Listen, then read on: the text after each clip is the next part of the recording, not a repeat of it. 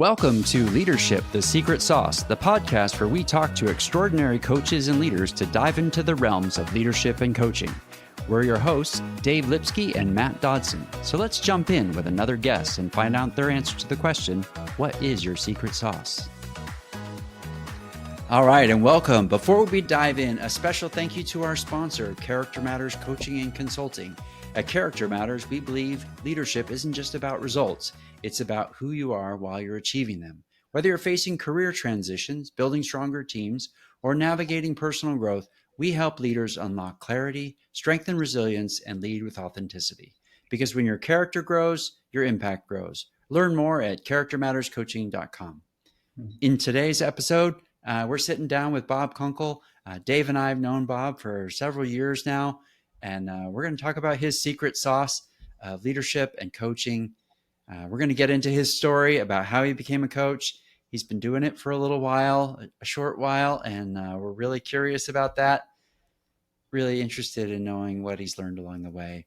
And so we hope you stick around and listen for what Bob has to say. Dave, what do you think today? What do we got?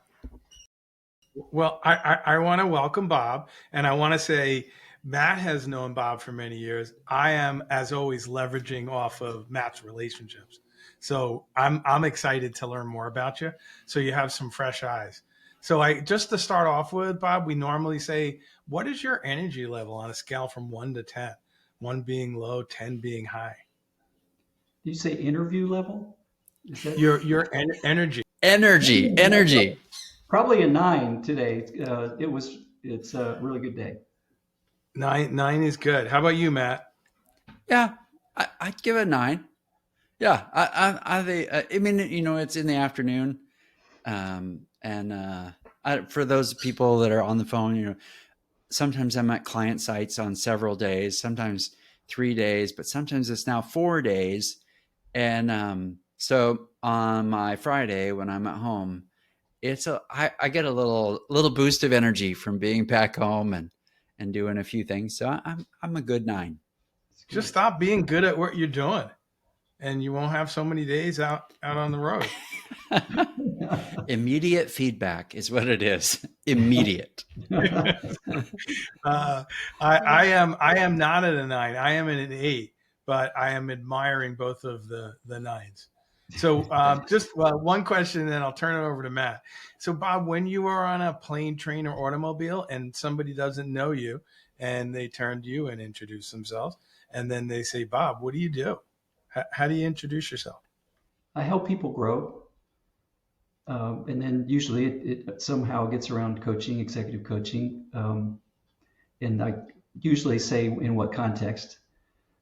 And what's interesting is in some of those occasions, it's been somebody that works for the same firm I do, a partner in the firm, and we don't know each other. You know, we're 8,000 people, so it's just always a surprise. So you better be careful what you say with people on a plane. You don't know who you're working with. That's right. No, that's when you work with a large organization, you never know. No, you don't ever know. It's a beautiful thing to travel. I do love to travel. And that when we talk today, you'll probably catch up on that. But I love to meet new people. I love when I just get chances to hear their stories, which is awesome. Well, Bob, that kind of puts us into this question. Like, tell us a little bit about your story in terms of coaching, and like, how did you get to be a coach, and how did that sort of evolve? Yeah, so it started when I had a coach back 27 years ago, now, but a really long time ago. I was managing 2 call centers, one in Atlanta and one in West Palm Beach, Florida, and for a firm that was based in Atlanta. And they brought in a guy to do strategic planning with our executive team, which I was part of at that time. And one of the deals was that he would work with each of us individually a certain number of coaching sessions, so in tandem. So I took advantage of that, and I absolutely fell in love with what he was doing. I mean, the way that he asked questions, just what he could pull out of me by doing what he was doing as a coach, really really was inspiring to me. So I made friends with him.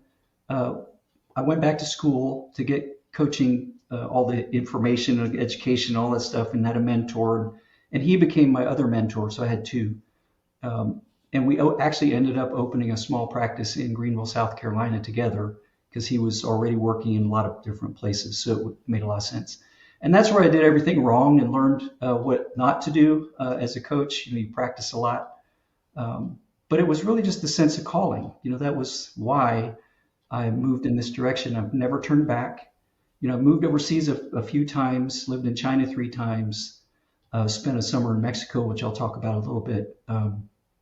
So that huge impact on me. But just this sense of calling and this in the coaching space was just so tangible and real for me in that moment. There was just nothing else I wanted to do. So I kind of put everything else to the side and said, this is who I am. And I was always that guy, even in high school, where people would sing things like, you got pastor or counselor or therapist written on your forehead. Everybody would tell me their problems. I was the guy that they called in the middle of the night to get them out of a ditch, because they're messed up or whatever. So I think I've always been kind of that guy, but I never saw myself as a coach until I really understood what coaching was and what the potential was.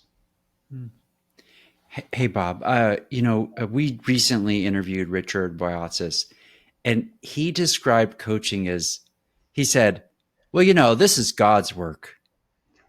And no one's ever really said that. I know Richard is a unique legend in the coaching industry, but when you just mentioned like it was your calling, tell us a little bit about how that, how did you realize, hey, look, this is my calling. Okay. So you take some education. A lot of our listeners, they've done the 60 hours of ACC level training. And did ever in the back of your mind, did you think, is this really it or what? I think I was so engaged, and I'll try and answer your question. The education I knew was a part of it, understanding the ins and outs of it. But I saw so much overlap with me just being me, with the things that they were talking about and the ways that they were saying you need to be.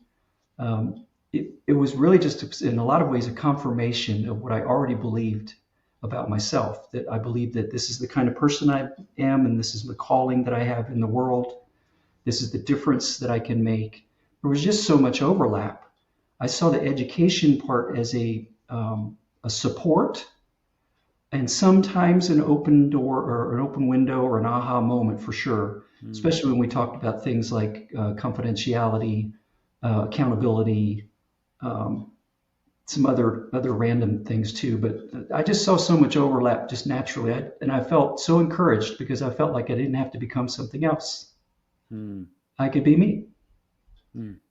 So it was a really good moment for me. So, before I want to ask you about coaching in China. Really, that's one of the things I have in my mind. But before we do that, I'm really curious about okay, so could you describe your secret sauce, Bob? Yeah, so vulnerability and transparency about where all of this inside energy comes from. But for me, it was vulnerability because I saw when I would just put it all out there and tell the whole story and connect with the things that really drove me. When I started to tell that story more, that's where people started to listen, and that's where people would dive in really deep with their own story and the other work that they needed to do, and just get real really fast about what they're challenged with, rather than having to work around that, and play games and things like that. I didn't have to do any of that. For me, when I was just completely authentic in my real self and saying, here's what I'm struggling with, we would go deep really fast and we would unlock some stuff and things would come out of people. And I said, that is exactly what I want. If I can show up this way and be that person where I can be the whole self, other people will do it too. And that's the end game, right? We're helping people unlock all that good stuff that's in there that might be trapped. Sometimes it's by shame, sometimes it's by failure. There's just a lot of things that get people to go inside. So when they hear other people's stories and that they don't feel like they're alone anymore, they start to really get real and honest about the work that they need to do. It saves a lot of time. You get to the real thing. You don't hear the story on the surface anymore. You get right down to the good stuff. So it's vulnerability is the word. I had to put a name on it at some time in the past because I didn't know what to call that. And the heart, when I worked in a previous organization, one of the things that they used to say about me was Bob's the guy with the heart. And I was okay with that. I can live with that as who I am. But it's not easy to love when people don't want to be loved or secretly want to be loved or afraid to say it. Yeah. Wow. There is so much good there. And I also want to, I stand corrected. I'm surprised that Matt didn't correct me. I think in like 2018, we had EY at the conference board coaching thing. And that's when we met.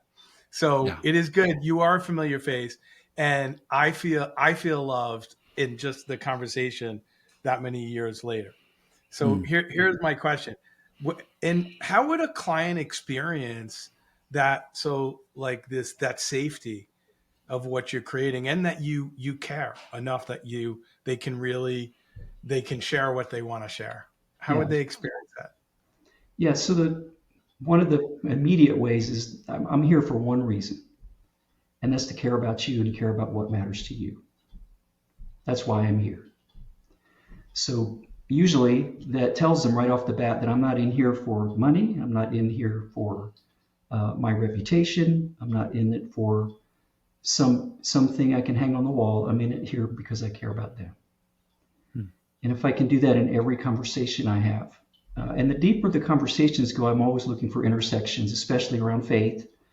Where we share some faith, that opens up a lot, which this conversation we're having today will probably show you that, because that's the part where I feel like there's power in this spirit that people have.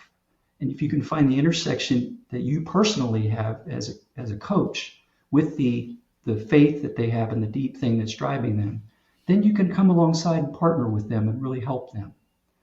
For me, I can't lead in coaching in any other way. My vulnerability comes through my dependencies.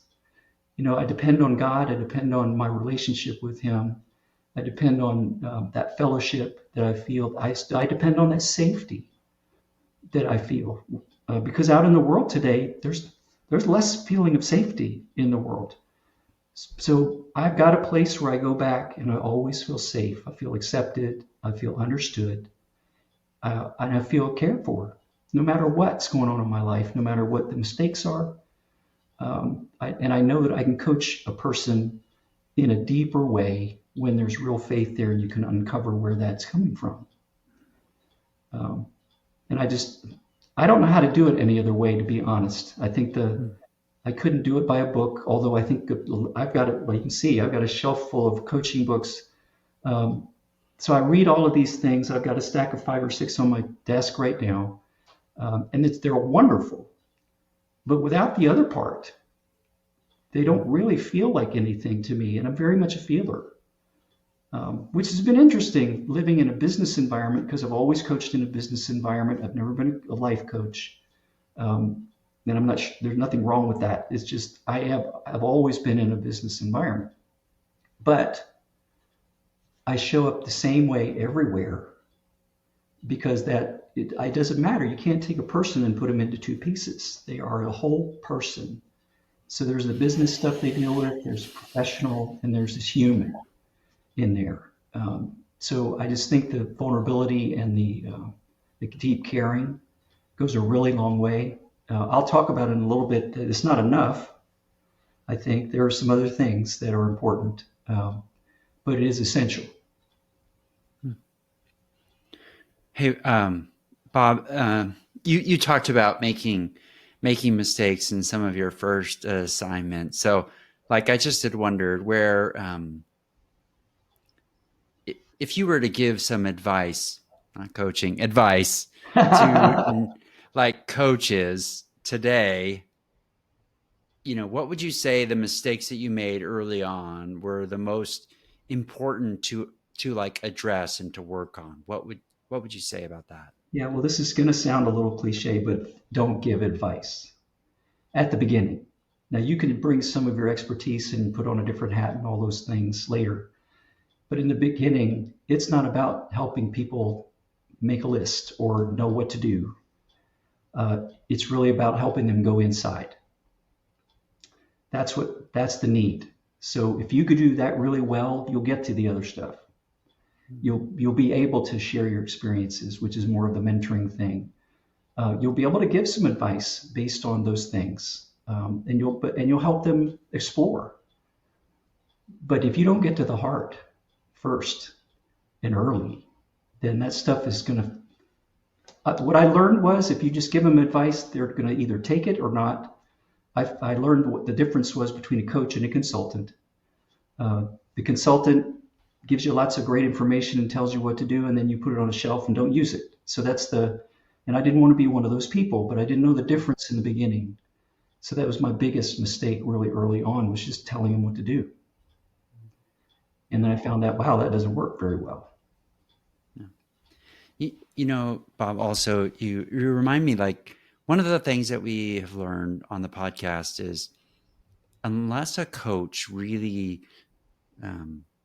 goes deep themselves, like they can have all those books on a shelf. They maybe even be able to parrot back what's in those books, but it still doesn't come across as coming from the heart. Yeah. It comes across as, hey, I've memorized a bunch of questions, or, I have, Dave has talked, before about, just trying to figure out what the, high impact questions are. If he could just figure out what that would be, then he would do that. So, I find your, sort of, emphasis on the heart really important to getting to that place where you move away from the cliches and really care about the person. Yeah. I think it's just absolutely critical, because you're not dealing with the real person if you're not going to the core. You're dealing with some version of them that is protected. We're great at trying to protect ourselves. We have multiple strategies on doing that. But the work is done and the change happens at a deep level.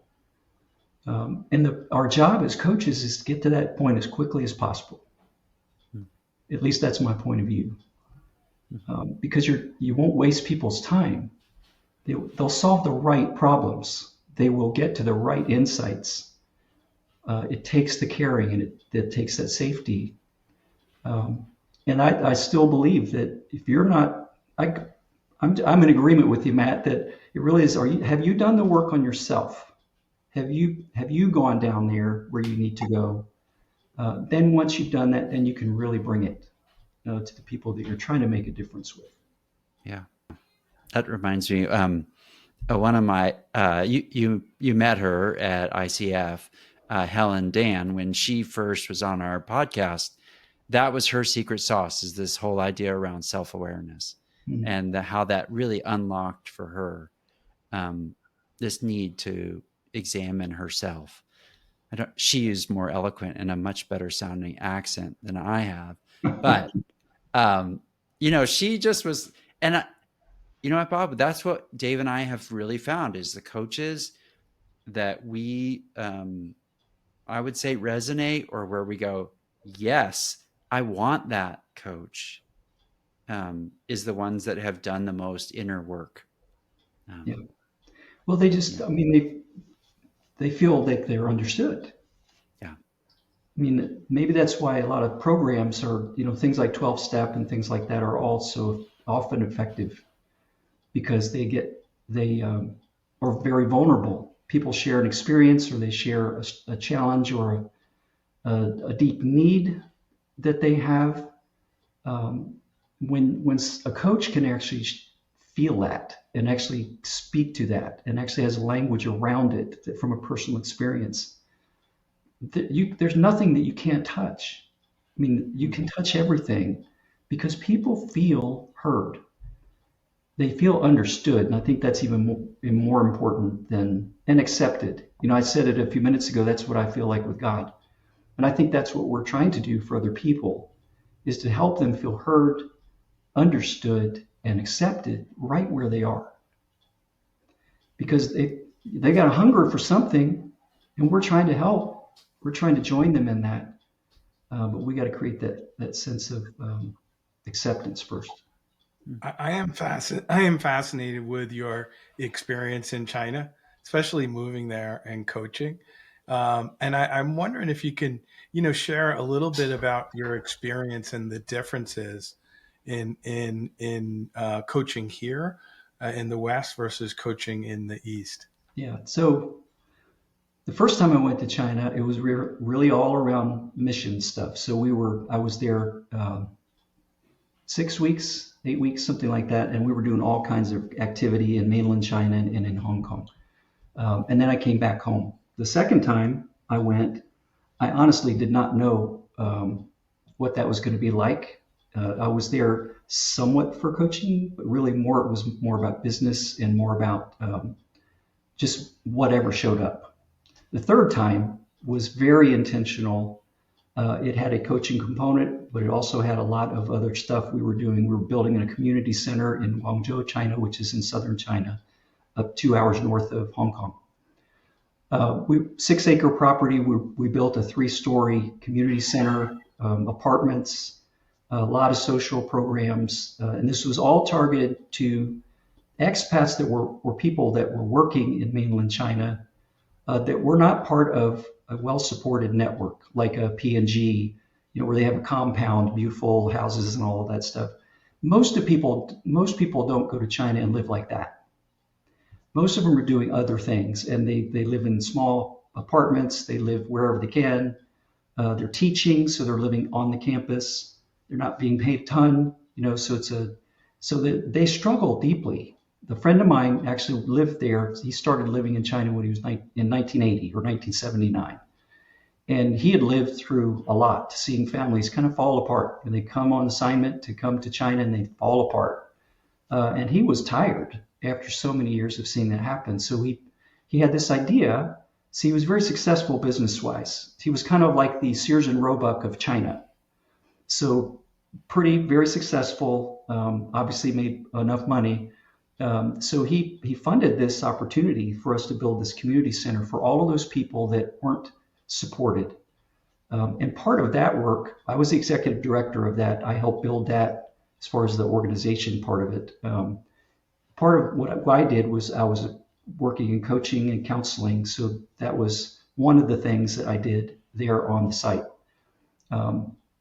So coaching, then I learned a ton about coaching in at least China. I can't speak for the rest of Asia. But the having a conversation with someone about deep issues is pretty tough. Often, I found, because there's a lot of third person conversation going on, because the directness is not so real. So for me, I had to find ways to have a conversation that could be direct but not feel that way. Because they weren't willing to have a direct conversation, but they would have a conversation that kind of went over here first and maybe even touched on another person, and then it would come back to them. So there's a relationship going on, but you're going through another.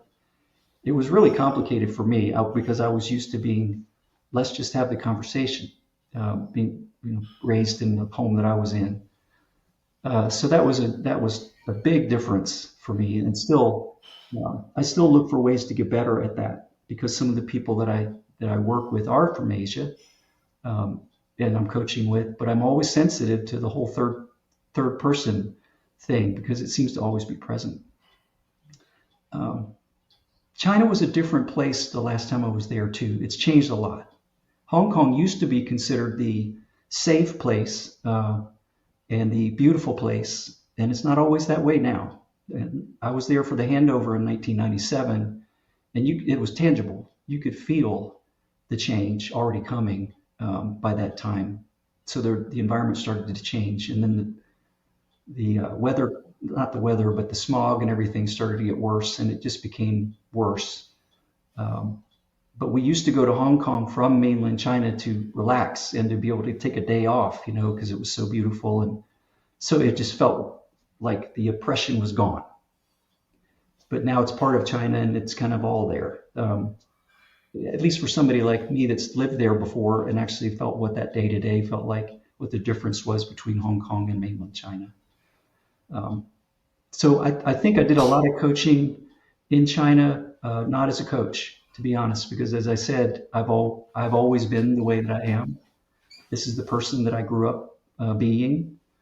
So the conversations were always more like that. Well, I would ask them, what are you thinking about? What are you excited about? What are your problems, or what's challenging you right now? Where are you being refined? What do you need? What are you afraid of? What are you celebrating? You just talk about things that matter to people and let them tell you. Let them just bring themselves to you. I think that's the essence and the beauty of what we do as coaches, is we just ask the questions that allow a person to completely open up and flourish as a human with all their complexities, all the things that they're proud of and the things that they're ashamed of. And I think it's a gift that we give to people. Bob, in your career, you have worked for several companies doing coaching. How do you know, for some of our listeners, how do you know when's the time to move to another company? Is it where you were asked, or have there already been any times you're like, I think I'm ready? I've been asked every time to come and do Yeah. something. So that was, China was that way. Mexico was that way back in 1995. I was invited or asked to come. So I've never been anything but that. And I think that's a gift. I get that it's a special gift that I've received to be treated that way. But that's been my experience. Yeah. We've had another guest in the past that was part of an internal coaching organization. And then at some point in time, they just shut it down. Right. And so, of course, I think that's there's always that risk. Yeah. Yeah. Right. Yeah. So the gift of freedom. Yes. Yeah, it is the gift of freedom. I love that. Yeah. What a rephrase. That's right. We believe you're going to land on your feet somewhere, and we're going to give you that opportunity. Hey, Bob, what's a bold belief or an idea about coaching that you have that not everyone agrees with? So I thought about this because I struggled with this as far as a belief, because I wasn't really sure it was going to fly, but for me, it's a really belief. And we talked about it a fair amount already, but I believe that leadership is deeply grounded in love and caring. That's what leadership is. If that's not true for you, then you're not acting like a leader, because leaders lead people. So I believe it's deeply grounded in love and courage, because to be able to honor the former part of that statement, you need to be able to have courage to deal with the potential aftermath of that. Because it takes courage, because there's a risk. Love is risky. And in a business environment, some people aren't going to understand that leadership is about love. Some people won't even accept that language. They'll accept maybe caring, but not necessarily love. And especially if what you need to do for a person is actually going to hurt your business or hurt the business in some way, or a business imperative. It takes a lot of courage to lead with a heart first.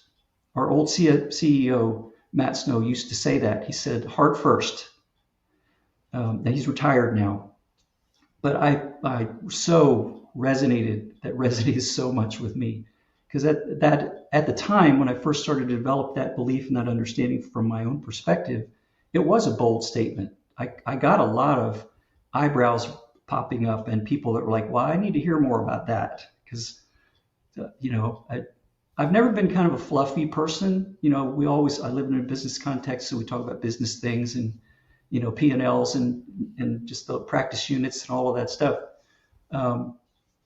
But sometimes I felt like they were taking me that way, that this guy's a little fluffy. until they had their first challenge, and then I helped them, and they said, "Well, he's not fluffy." So but sometimes you just have to prove that love is the answer, or the caring is the answer, and you have to be courageous first. I was just going to say, Bob, there is two other guys, Bill and Bob, Anderson and Adams, from the leadership circle that would resoundingly say this was the first time I'd ever heard that leadership is love, and that leadership is about love and loving people. And that was in Mastering Leadership, and then later on the second book, Scaling Leadership, where they really talk about that. Yeah. And I will tell you that I knew I was pursuing the right thing when after reading that. It shook me so much, because the idea of really caring, there is great risk in truly being caring. Yeah. I'm going to say some things that may be hard, or I may help you when you're down. But either way, it's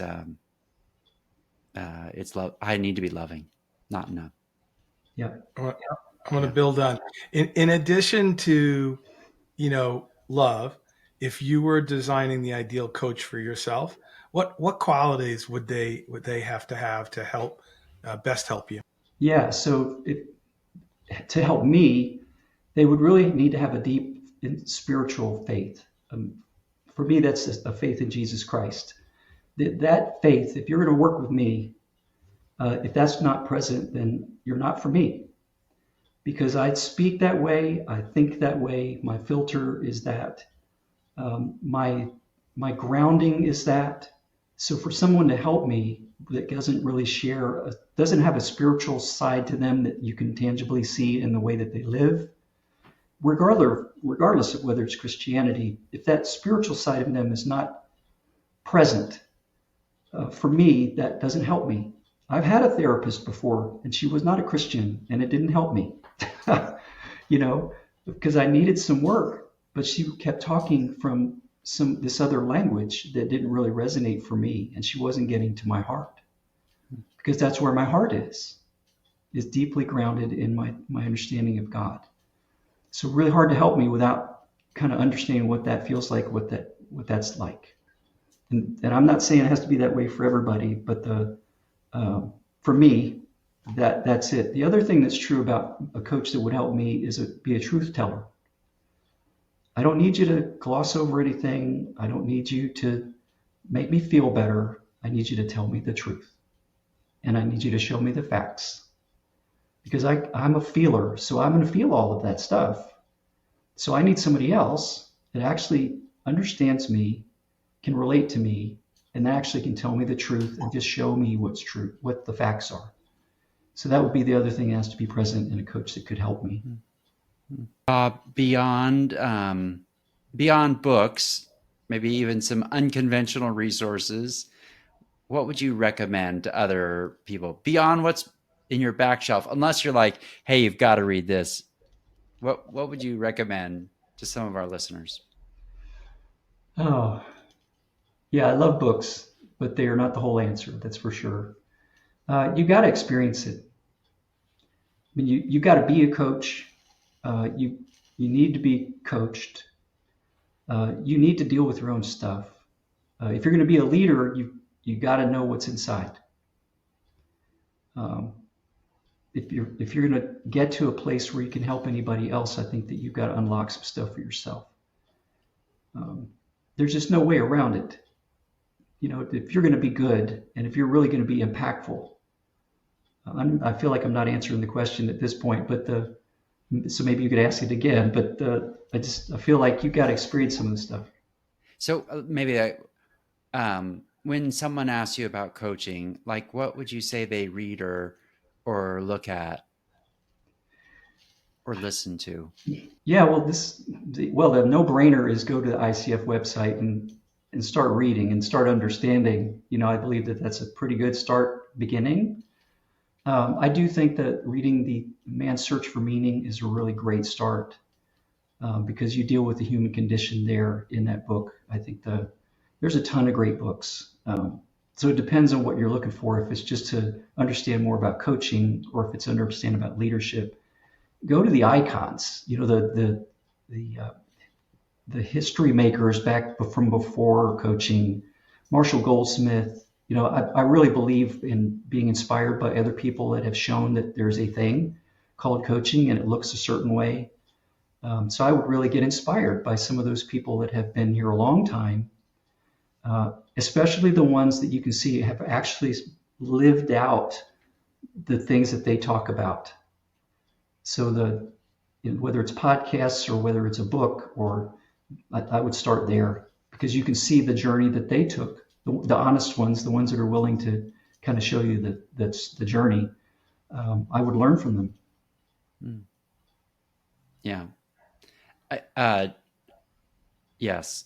Dave, what's your reflection about what Bob shared?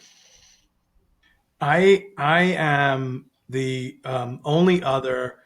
I am an ENFP, so I am a feeler.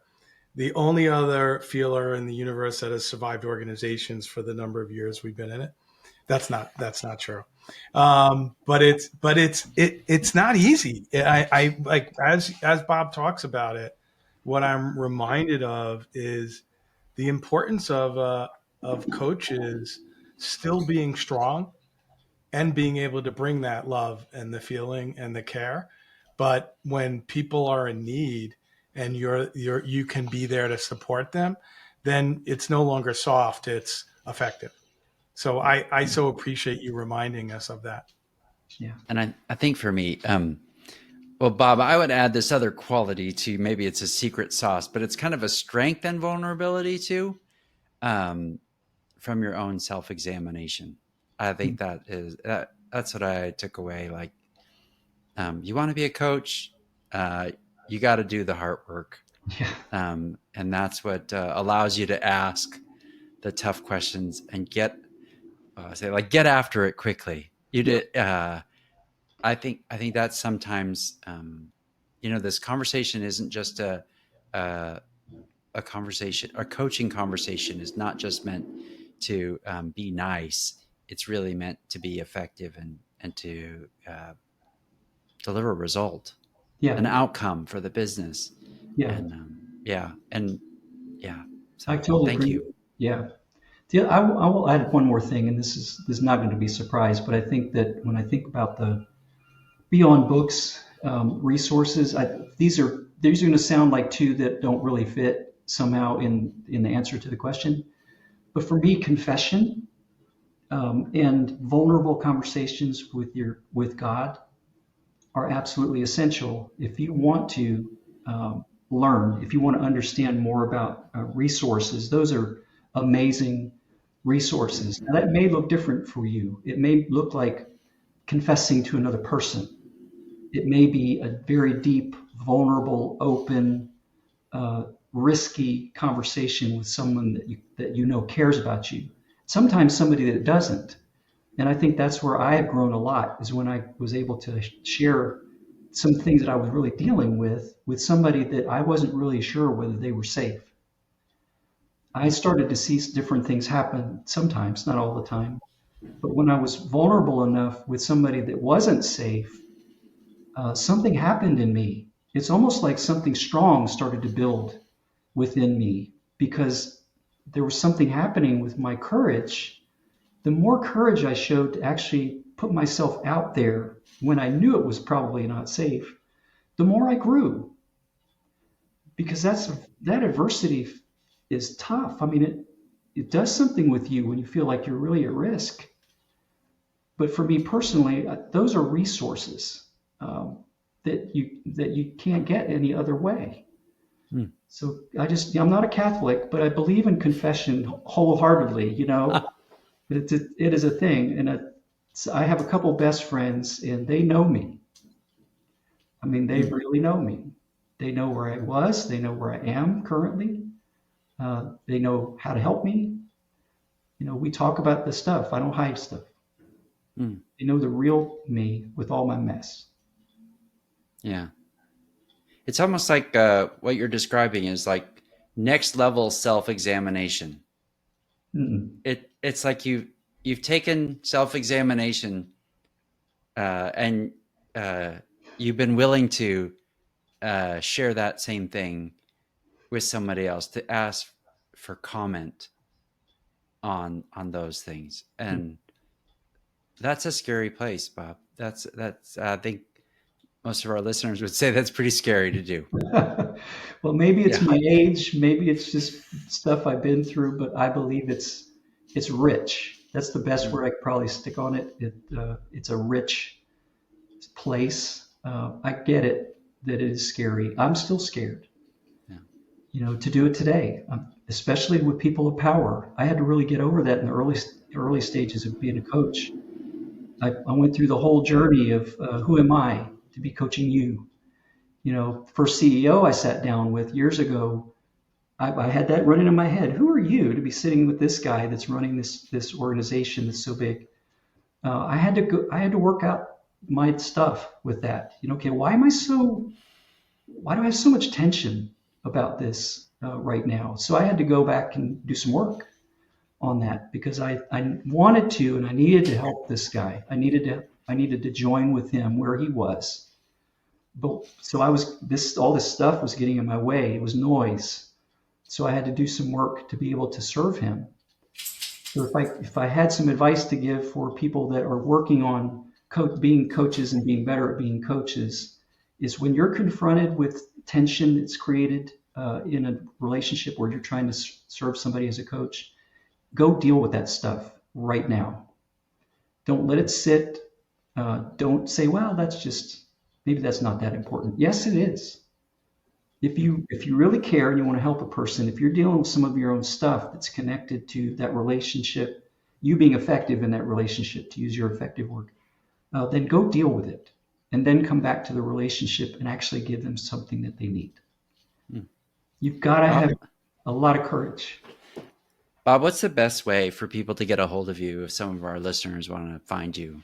Yeah, I'm out on LinkedIn, fairly active out there. So you can go out to LinkedIn and find Bob Kunkle. That's my name. And I work for Forbes Mazars.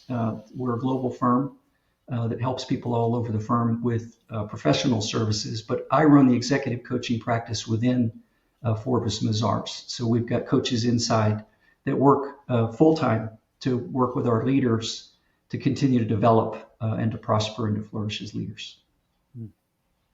Dave? I'm going to close with our sponsor statement. Do you ever feel like you're working hard but not making the difference that you want to? Get in touch with Character Matters Coaching and Consulting. We help leaders get from stuck to unstoppable. Contact Matt. And Bob, thank you so much for your time today. Well, thank you for having me. I really appreciated it. I'm glad that we could do it. Yeah. Thanks, Bob. And until next time.